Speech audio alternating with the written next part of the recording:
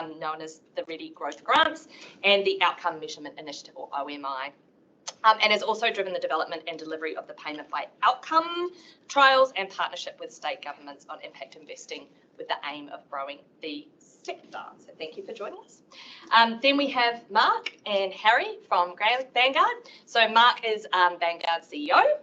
And it says here that you've got a decade of experience in commercial laundry, and you're still here, and over 15 years of leading operational improvement. Harry, after studying journalism, I interestingly found out on your LinkedIn profile, is the Social Enterprise and Operations General Manager at Vanguard. He's held several roles in training and development, and has been pivotal in the development and implementation of Vanguard's Social Impact Centre, and manages the parallel delivery of the operations and social impact support for Vanguard's participants. Then we have Liz and Heather from Global Sisters. So I'm doing it around the wrong way. Heather is Global Sisters Chief Operating Officer.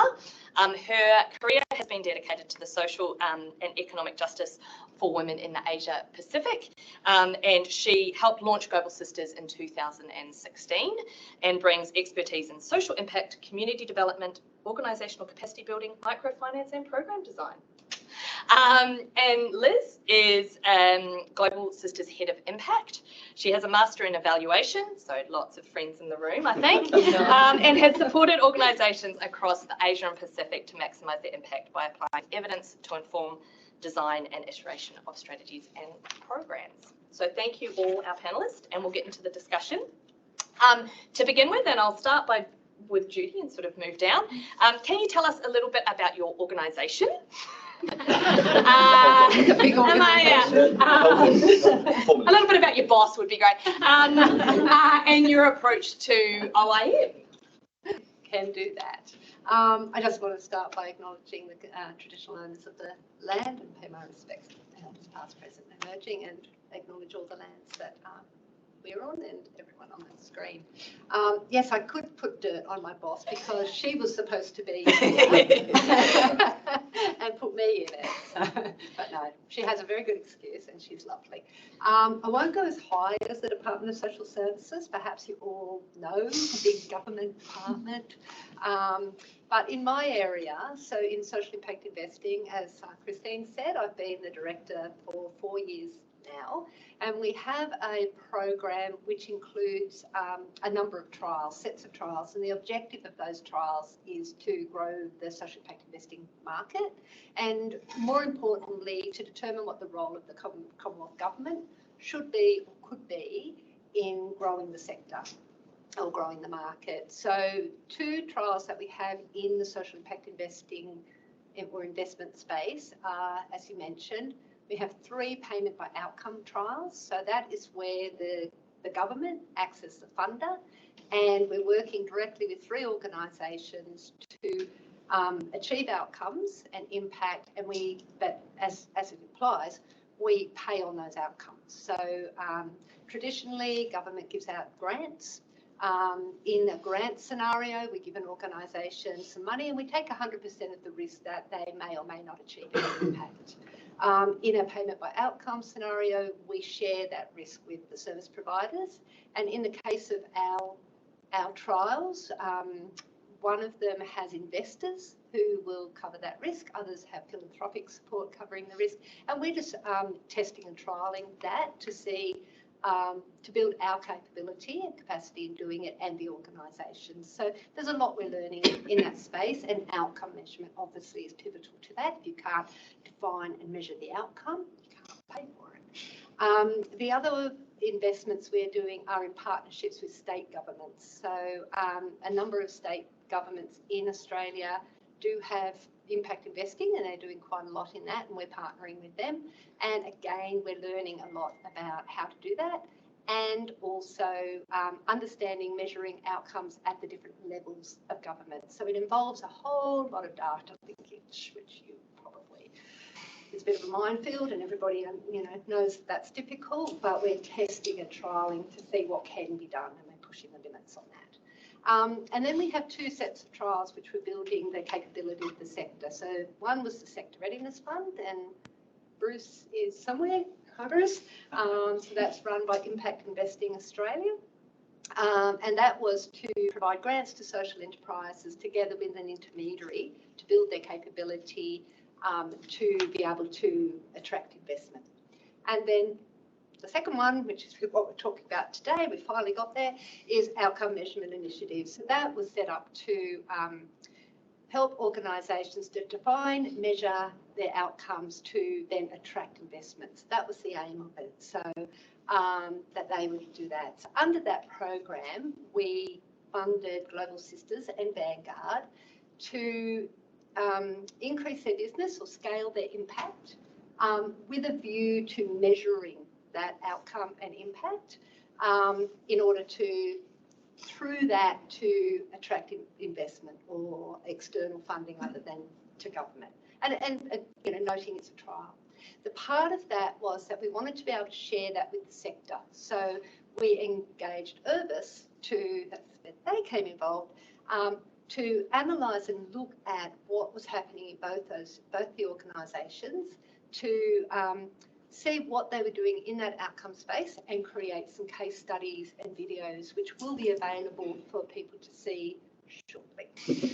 There's quite a process in the government for getting things put up on a website, made publicly available, but we are working through it. So close, so close. So close. It would have been really great to say, and there they are. But maybe next week.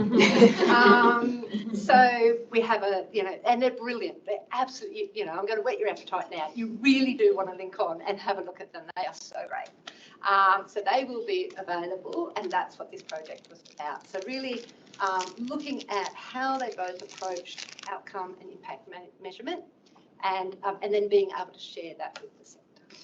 Great, thank you, Judi.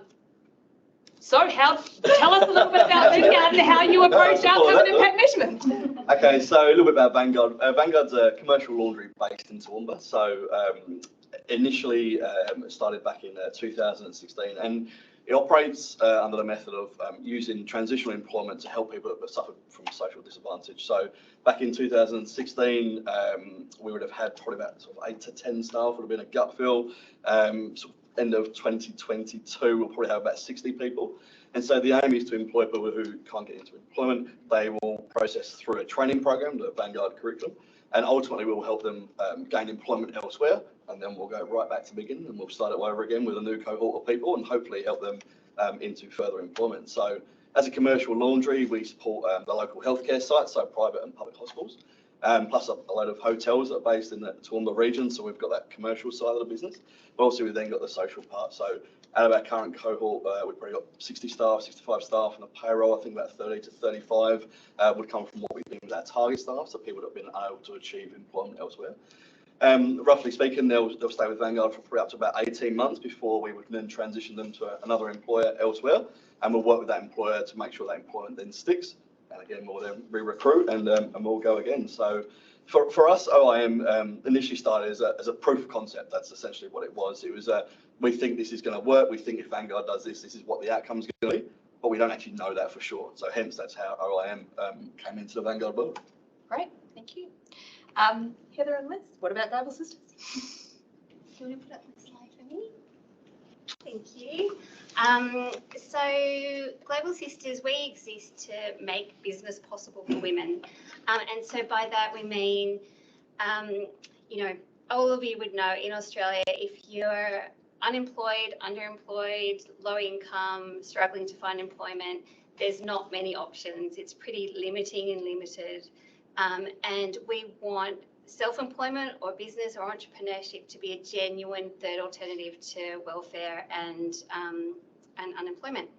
And so we started in 2016, and by the time we met DSS, we were just about to start to scale. So in 2019, we worked a lot in place in the eastern parts of Australia, and had really tested the model, but felt that we were really ready to scale, and started digital transformation so that we could make our programs, which is really a long-term we call it like a life cycle of business support for women. So it's not just like a few weeks, training program or something. It's, 3+ years of support to get a business off the ground and to get a business profitable and sustainable.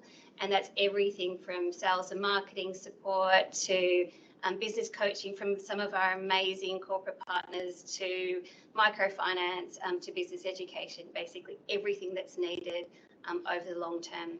And we had to move that online, and not just, a 12-week program. We had to move this whole life cycle support online, and really did that throughout COVID. You can see on the right-hand side of the diagram, that is our social impact framework. And so we developed this with our sisters at the very, very beginning. So it was designed with and for our sisters, the women that we support. And so those women are low income, unemployed, underemployed, often on welfare. But we always say they're incredibly diverse. We're very, very inclusive, and they could be like any of us in this room if you're a woman. Every woman in this room is only a few steps away from homelessness. A few circumstances change, and we're all pretty vulnerable. So this is certainly something for all women.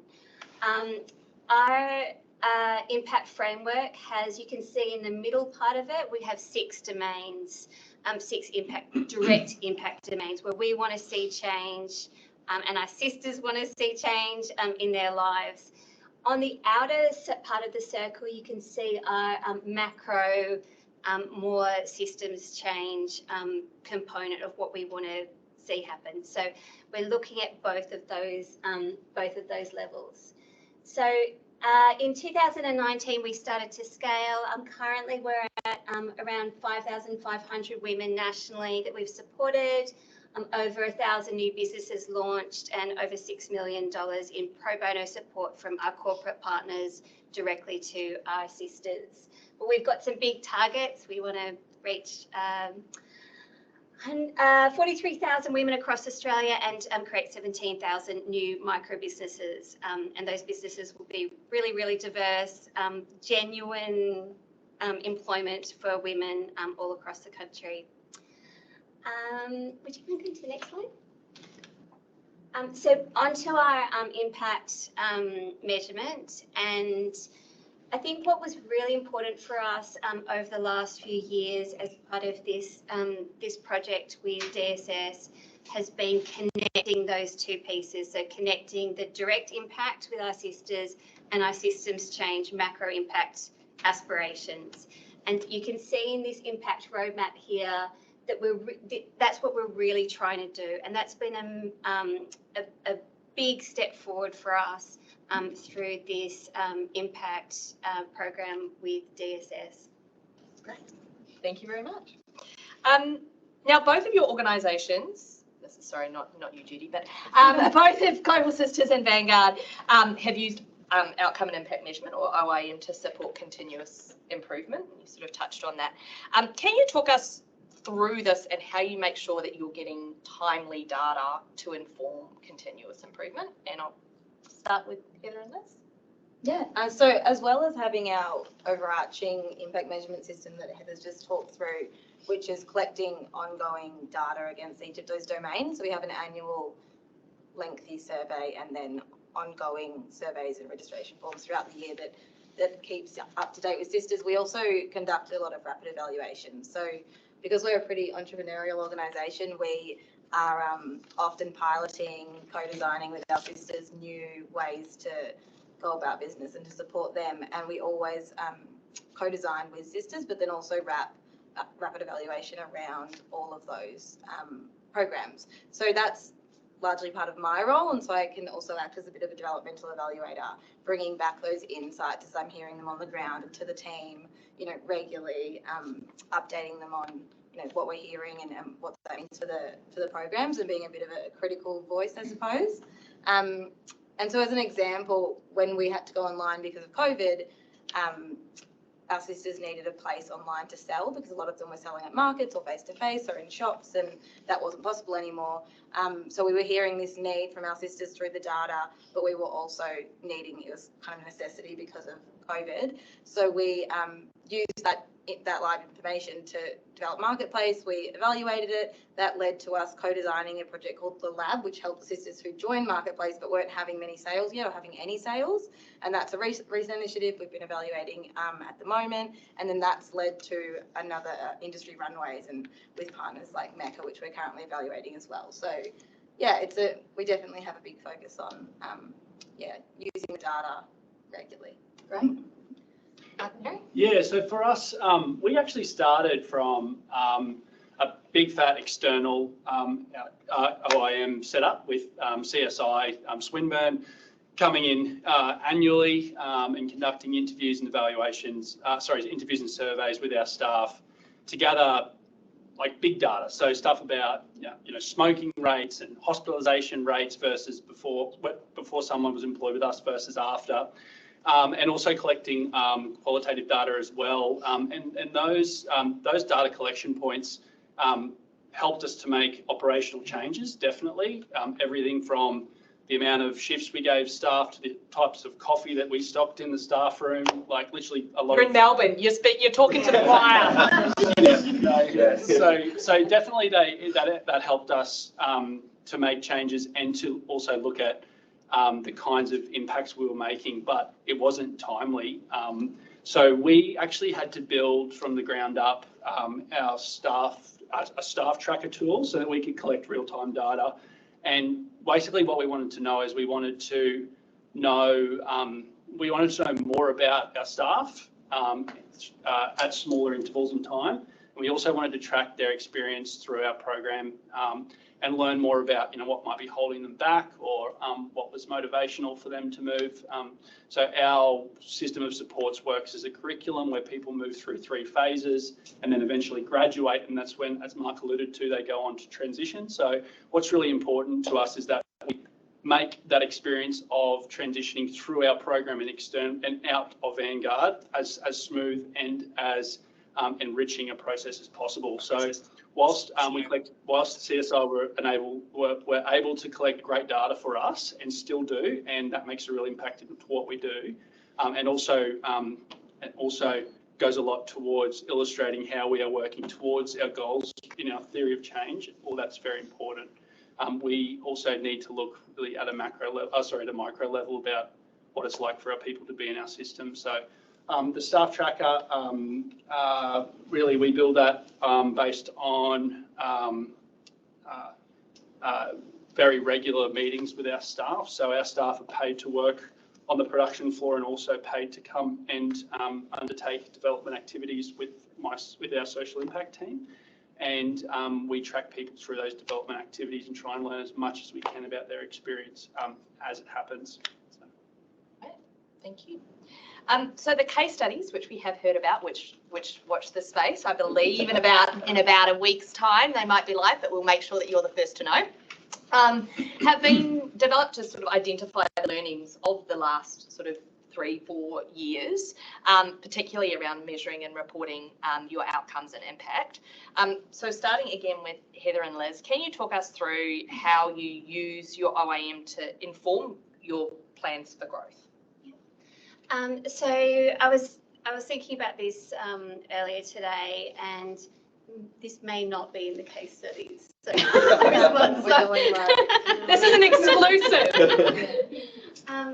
So I think for us, what was really, really important at the end of last year and the beginning of this year, the work that Liz was doing around our direct sister impact, around those 6 domains, what started to come out in the 3rd domain, which is financial resilience, and that's really for us in helping women set up businesses, where they're not just generating an income, earning an income, but starting to earn a sustainable income where they can move off welfare. That is really like the guts of what we're trying to do. And we started to get excellent data that confirming that, like we knew that was the case anecdotally, but we started to get great data that was genuinely happening. And so having such a robust impact system really just gave us, and getting those results gave us the confidence to start thinking about how we're going to continue to scale. And what that's going to be looking like for us next year is that we're going to be doing 3 quite significant demonstration projects with 3 very targeted cohorts where we can prove to the government and to society that it is possible for women to move off welfare through business. And I think that, yeah, just the having that data come through really gave us the confidence to go ahead with these major demonstration projects, which are very outcomes based. One of them is actually a social impact investment initiative from New South Wales government, and others are with big philanthropy. And yeah, so it's really got us to that point, which was just incredible. So we will continue business as usual and continue to scale as targets, but these demonstration projects will help both with the direct impact, but also the systems change aspirations we have around some pieces of welfare reform and elevating women's micro business. And then the second main point was just, as Judi said, the whole aim of this project was around impact investment readiness. And we're at that point now. So, you know, we're a small organisation and very, very lean team, but national. And, you know, it's only taken a few years and we're at that point now. We've put in our first tender, social impact investment tender. So, yeah, that's really helped us to think about how we're going to fund and support the work going forward. So, yeah. It's been great. I mean, I think in our first conversation, looking at those numbers of how many women you've supported now, I think it was sort of 500 or something like that. So I'm looking at that going, wow, that is growth. Yeah. So yeah, it's great. Mark and Harry? Yeah, I think for us there's probably 2 parts to that as well. I think having DSS be able to support our OIM has enabled us to, as I mentioned before, learn more about ourselves, and that has, because we know more now about what the experience is of our candidates through our program, we learned a few things about our cohort. So what we know is that we have a mixed cohort. So of the 30 people that Mark mentioned before, they come from 60 cohorts. Some of those guys, there's a real spectrum of experience within those 30 people. So some of those guys are still actively managing some really acute mental health challenges, and they might even be living on site in a mental health institution while they work for us. And then there's a whole spectrum where there's people at the other end of the spectrum that have overcome a lot of challenges in their past and are now have been locked out of employment, but they just need that opportunity to break back into, and they don't have that really heavy load of managing their mental health so much. So because we could identify that through OIM, we could then decide what was the optimum split for our cohort in terms of making sure we were making as much impact as possible. So it enabled us to scale our internal impact by saying, well, yes, we can still manage people who have acute mental health challenges, but if we play with the mix of that target cohort, we can help more people, we can help people quicker, and we can go out. And so, for example, last year, we had 65 individuals come through our program in the calendar year, which is the most that we've ever had. So we've been able to move people who are locked out of employment but just need a leg up, identify them at the beginning of the journey, and give them that push into employment through Vanguard. So that's the internal component that OIM has helped us to achieve. And then for us as well, we're looking to the future and we're looking for expansion, and we're looking at other sites that are away from Toowoomba and in other probably regional communities. And because through OIM we now know so much about ourselves and know what we do and how we do it best, we can then go to communities that have their own unique challenges that are local to them and try and map our approach to their specific challenges. I think that's really important. So we can go meet with community leaders, which we've recently done, talk to people about what kind of social problems their communities are facing, and then say, well, we know we can do X, Y, and Z really well, and we think that matches up to your challenges in a really synchronistic way, and we think we can help in this community. So I think both internally and externally, it's helped us to envision what scale and growth looks like. Great. May as well continue with you guys. Now you've got the floor. So there are a plethora of tools and sort of approaches that can be used to support outcome and impact measurement. What are your learnings around investing in these? I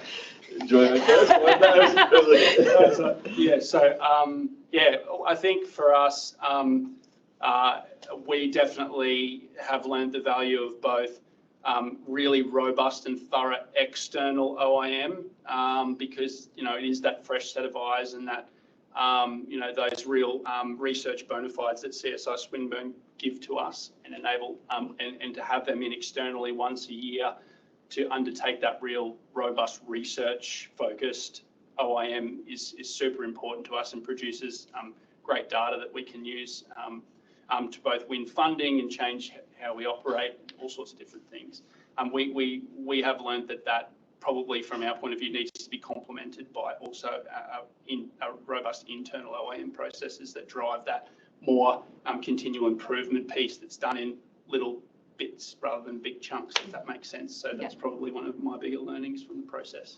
I think, you know, as I mentioned earlier on, Vanguard's initial approach to IAM was all about proof of concept. Does the Vanguard work? We think it's going to do this, but we don't actually know that for sure. You know, one of the stages through DSS was how do we scale, and Harry mentioned it, how do we scale locally? For us, that meant expanding locally within our region. And we did that, and what that actually meant was we actually created more jobs and we transitioned more people, and we've now proven that, and that's fantastic. As you know, to back you guys up, we're in exactly the same position now. We're looking for growth to the next stage, the second Vanguard. Are we ready? Yes, we are ready. But it all comes from the back of this, right? This is the sort of the natural progression of going, well, we've done the IM, we've scaled, we've proven that fact. Now let's go do it again. And the conversations that I had personally 3 years ago versus the conversations I have these days about growth and expansion. And as Harry said, with the bona fides behind us around, can you prove what you say you're going to do? Does it work? Yes. And here it is. Yeah. And the conversations are shorter. And that's the thing that for us, particularly now, when we're looking for expansion, we're looking for investment, the conversations are a lot easier. So yeah, we're really looking forward to that next stage, basically. Right. Liz, Heather, can you share that? So one of our big learnings is the importance of mixed methods. So having really strong quantitative data supported by storytelling. This is something Global Sis has done from the beginning, but recently we conducted an in-depth impact evaluation looking over the last year, and we had a really strong quant base. So we had 600 survey respondent baseline with 132 comparison survey, with quite a lengthy survey. So that gave us, as Heather was saying, a lot of confidence that what we're doing is working and it's having the results that we want. But in order to create the social change and the systems change that we want, we know, and I'm sure many of you know, that you need to develop empathy. So you need to develop empathy and understanding, and that's done best using stories and humanising the people. So, you know, there's many examples in social change where there's been great quantitative data sets or in existence and advocacy going on, but it hasn't led to the change until there's been a significant story or a number of stories that have kind of catalysed that. So one way we did this is, so we spoke with 26 of our sisters, and we developed a series of journey maps, as well as having them speaking on our impact website, having videos of them speaking to each of our themes and our evidence points. But basically we did 3 interactive journey maps. So these are video journey maps. This is Fabiola Campbell's. She's one of our sisters, and she runs Professional Migrant Women, which supports migrant women to progress into leadership roles in their career. And if you were on our website, you'd be able to hover over each of these tiles, and videos will pop out of her talking about that part of her journey. So it starts with, you know, the barriers that she faced, goes through to, you know, the different support she got from Global Sisters, and specifically the impact that each part of that support had on her. And you just have to listen to it and watch it to know that it just instantly humanises her. It's so compelling. And so that's, a massive learning for Global Sisters. And another one is that we try and do things in a really interactive, accessible way. And we have an impact platform where we share all of our impact, anything impact related, our framework and all of our findings. And again, the reason we do that in an accessible way isn't just to make it pretty, even though it is pretty. It's because we want to be able to anyone in society to be able to look at it, to engage with it, to hold us to account, particularly our sisters. So we want Fabiola or anyone to look at that and say, no, that's wrong, or, you've totally skewed that, or, you've forgotten this. And so we share that with our sisters, and they give us really amazing feedback on it. And it's, also pushing against the idea of what rigor is. So, we know evaluation came from the education sector in America. It was developed by sort of a certain demographic of people, and certain language and jargon is considered rigor, but things can be engaging and attractive and easy to understand and still be really rigorous, or if not more rigorous, because people can understand them and hold you to account on them. Yeah, and just to add to that, this has been having that lens has been really, really important for us. But Liz put up our latest impact report onto our sister community, which is like a 5,000 strong community, Facebook community, and the sisters were just saying, I see myself in this. This is my experience, and it was really emotional to see that, have that direct response, and really being held accountable for what we say the impact is. Absolutely, and if you haven't already, make sure you go onto their website and check out their social impact report, because it is very, very impressive. And as you've touched on, that's obviously publicly available. Anyone can see it. Your funders can see it. Your sisters can see it, etc. You've also made the decision to make your OIM publicly available. Can you talk me through that decision? Yeah, look, for us, it was in a DSS contract. So, no, look, for us, Harry and I have been in the sector, Harry a little bit longer than myself, but we've been in the sector for 3, 4, 5 years now. So the amount of times that we get contacted from other social enterprises saying, hey, what's your thoughts on this and how do you do that? And for us, if we can put this information out there in the world, and there are other organisations like Vanguard and Global Sisters that can take learning, some learnings, whatever learnings it might be, at the end of the day, we're all trying to create that social impact. So they can create that social impact quicker because they've learned from our mistakes, or they've learned from something that we've done. It's an absolute no-brainer for us. The aim is to how do we get more organisations like this off the ground. So for us, that's absolutely the way we should share the information. Hopefully, in a few years' time, there'll be a lot more organisations like us doing this. Right, I think it's a challenge for all of us. Can I just add one more thing on learnings that we didn't cover?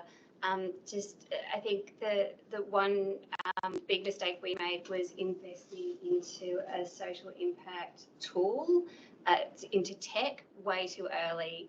And it was just a real headache, waste of money, waste of time and resources. So I just would really recommend that anyone embarking on this, that they, a CRM may be all you need at the beginning, and then do everything else just on Excel or SurveyMonkey. It's absolutely fine to do it low tech. You don't need anything very fancy at the beginning. And then you can move to that when it's really well tested and established. Yeah, that's great. Excel is your friend. Yeah. Great. Judi, do you have any sort of reflections on either what our panelists discussed, or anything from a funder's perspective? Absolutely. It's really exciting to hear what you have both achieved through the program. Often government might think of a program and put some money into it, but it's really great to see the results that have come out of it. And I just wanted to thank you both for sharing your learnings, being very generous with that. You said it was in the contract, but you could have felt that. We would have been none the wiser. So, but I think you have both been incredibly generous with the experience that you've had, with everything that's happened. But as you say, it is about building it.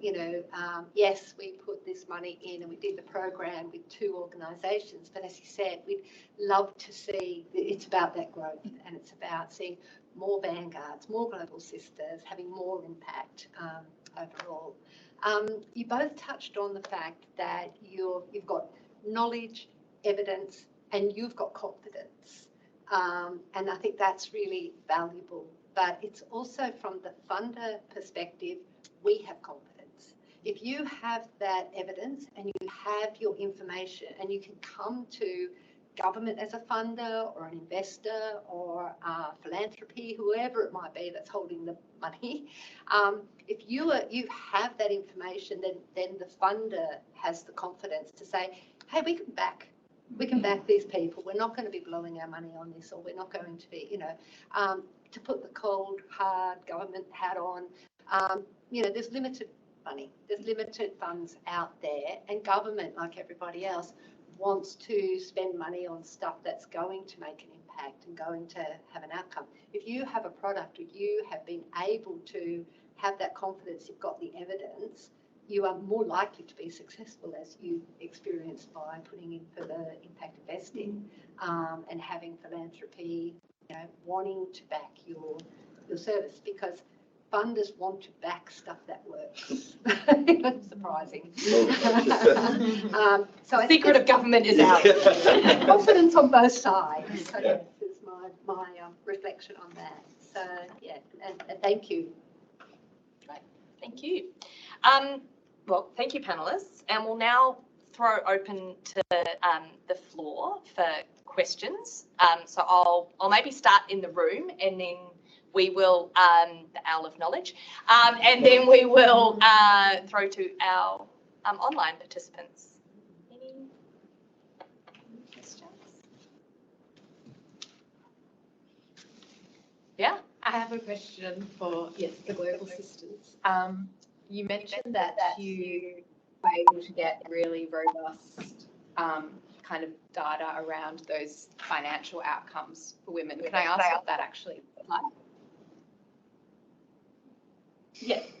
So we ask quite specific questions to the sisters. So they're very generous in sharing all this information with us. So when they start with us, it's I think a 30 question survey, and we ask them, does anyone in your family or your household receive government income support? What percentage of your household income is government income support? What's your main source of income in the household? What percent, literally breaking it down. We ask them exactly how much their business is making, what stage business is up to, how easily they could raise $2,000 in an emergency, and how easily they meet daily household living expenses. So that's just the finance questions, and there's a whole range on business acumen, and so there's a lot there. And basically with the comparison survey, we ask the same questions, and we added a few on that were helpful for understanding change over time. But the first question on the comparison survey was, how long have you been with us? Because as Heather said, the women don't come in and do a program and finish. It's really, they jump in and out, and they come at different times. So the way that we sort of break them up into cohorts is, who's been with us 6 months, a year and a half, so we can see how long it takes for them to progress, to start earning a livable income or to go off welfare. But yeah, that's basically how we do that. Is there anything? The only thing I was going to say is in terms of what's next for us. So we're creating an app for our sisters, because we do have quite a complex customer journey, user experience. And we want our sisters to be able to really own their own data and see that journey themselves, visually see it. So what we're hoping is that the app is going to be able to, collect data for Global Sisters so we can keep improving, but also visually show sisters how their business is progressing, how their income is progressing, and then how that financial resilience and economic security is improving over time. So we're super excited about that. And that's in line, sorry, just hijacking. That's in line with one of our principles for data collection and sharing, which is that it needs to benefit the sisters. So Fabiola's journey map, we actually had sisters putting their hands up wanting to do journey maps, because they can then use them to promote their business, to apply for awards, that sort of thing, which is not the case when you're an evaluator. Normally no one wants to let you interview them, but the sisters do. And so we want to do the same with the app. So when the sisters are inputting all this information, we're not just taking it away, it's actually, they're doing it like you would in a fitness tracker or a health tracker, and inputting it for their own benefit, and then we can also see it. That's great. When are you looking at introducing that? Next year. Yes. Very exciting. Any other? I'd be interested in both businesses' responses, but you've obviously received grant funding to strengthen your outcome and impact sort of measurement sort of systems. To what extent going forward are you still relying on grant funding to support those processes, or are you actually being able to pay for it from your commercial revenue?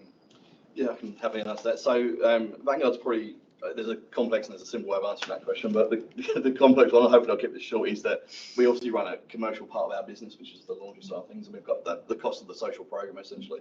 And so the aim of Vanguard has always been at least to make sure that our laundry business makes money and that can subsidise the cost of the social program. So that's always the model that we've been trying to work to over the last couple of years. We're at that stage now where we're probably still seeking about 5 to 8% of funding every year from our revenue streams. That's probably what we're looking for in external funding. Going back probably, so I think 2 or 3 years pre-COVID, it's probably closer to 40 or 50%. So that's comes from 2 reasons. One, that's growing the commercial business to support the business, but that's also growing both sides of the business as well. So that's why we talk about scaling, and particularly local scaling for us, because we're a type of manufacturing business that drives efficiencies. Efficiency is not a lack of jobs, efficiency is within how people work, so therefore it then drives greater results. So we're just about sub 10% at this minute in time for us. Yeah, for us, we're a not-for-profit, and we have a social enterprise through our marketplace. And so for us, we've always had a social impact team from day one, and we always will. We'll always build that into all of our philanthropic, corporate, and government funding, because it's just so critical to what we do. Yeah, I remember having a discussion with you very early on. You're like, it's just what we do. Like, it's not even a consideration of, it's not an option. It just is built into how you deliver your program. Yeah, and particularly for us, because we do have that both direct impact and systems change goals, and the impact piece is critical for systems change. So yeah. Any other? Yeah. My question was about you talked about internal impact measurement and external impact measurement, and then annually you've got someone you've been using CSI to look at that. Do you see that external impact measurement being a necessary part of your business? And it's probably a different question for you guys, because the systems change probably is more driven towards the external, but I'm interested similarly. Will you be migrating it all to internal, or will you always want to have external as well? For Vanguard, I think we're always going to want that external view, and it's a part validation because of what we do and who we are. But I also think it's necessary. I think, to come back to the earlier question around financing, the nature of our business is that we're always going to be reliant in some way, shape, or form on external funding. That's just the reality of our type of business. But equally, for us, we like to use that information when we talk about peer benchmarking against our peers in other social enterprises. So I think we're always going to have both for our perspective, to be perfectly honest with you. And I think the growth journey for Vanguard is going to be quite extensive. So we talk about growth as in the next stage, next site right now, but our plans are probably 5-10 years in the future where we're always looking at more and more and more and how do we do more. So I think for us, we're always going to have both sides of it. Yeah, I think just to build on that, I think even though we draw sort of 90% plus of our income from our commercial activities, we are still a not-for-profit, DGR not-for-profit, with social impact at the core of what we do, and as part of the reason that we were founded. So that can never go away. So as long as we do see social impact, we have to measure it. Otherwise, we're sort of, what are we doing? So I think that external piece. I think the great thing about the whole DSS program that we've been able to be a part of is it hopefully is self-perpetuating, because it's been able to give us that data that will enable us to win more funding, and that funding can go back into outcomes and impact measurement, and hopefully the cycle can continue on into perpetuity. So I think, I agree with Mark that we'll always have an external piece to that, just for that external, as opposed to Liz, we're not very smart at robust and rigorous evaluation. We just run laundry, so we don't have a Liz. We've got a me, and I can't do what this was. So we'll always need someone to come in and look at what we do.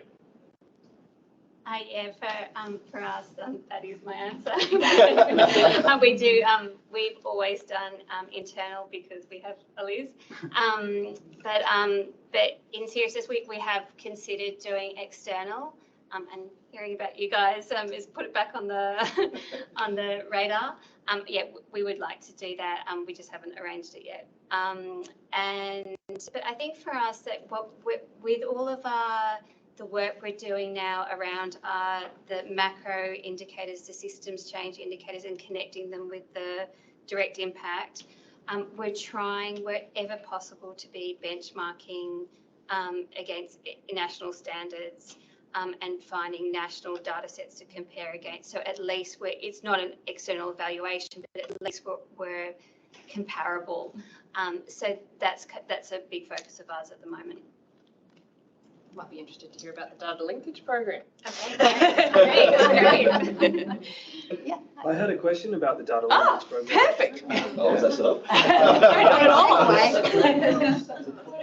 Well, is there any capacity down the track to link some of the data that you've each generated within your monitoring and evaluation data collection with data from DSS or from state government services? I mean, a lot of insights could be had.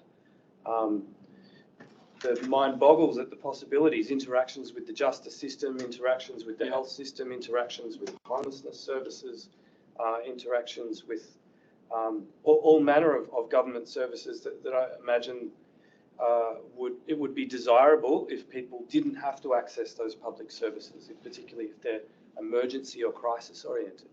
So have either business or Judi, have you thought through what might be possible down the track to kind of connect these different data sets so we can see a bigger picture?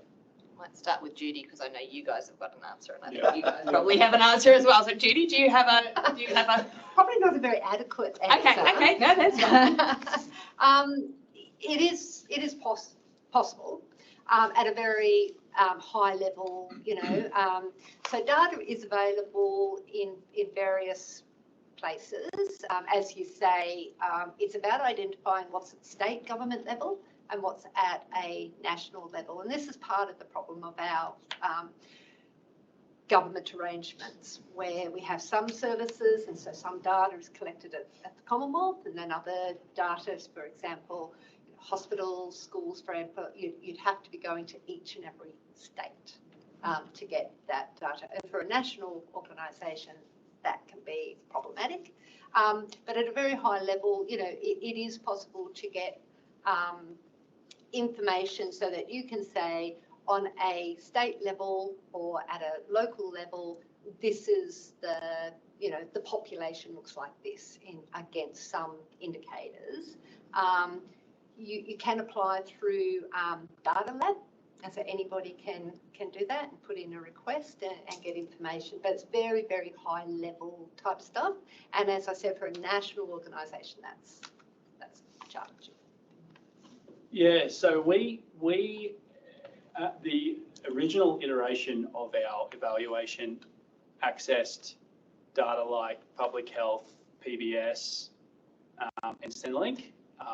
So we did collect that data. It was fairly, so for our evaluator, Dr. Aurora Elms from CSI Swinburne, it was quite a laborious process, fairly complex process, and for us, a costly process, well, for DSS, but by extension. So certainly it wasn't the easiest process, but we were able to paint a picture about the savings we were able to make to those critical federal support systems. We then made a decision about 4 years into our evaluation.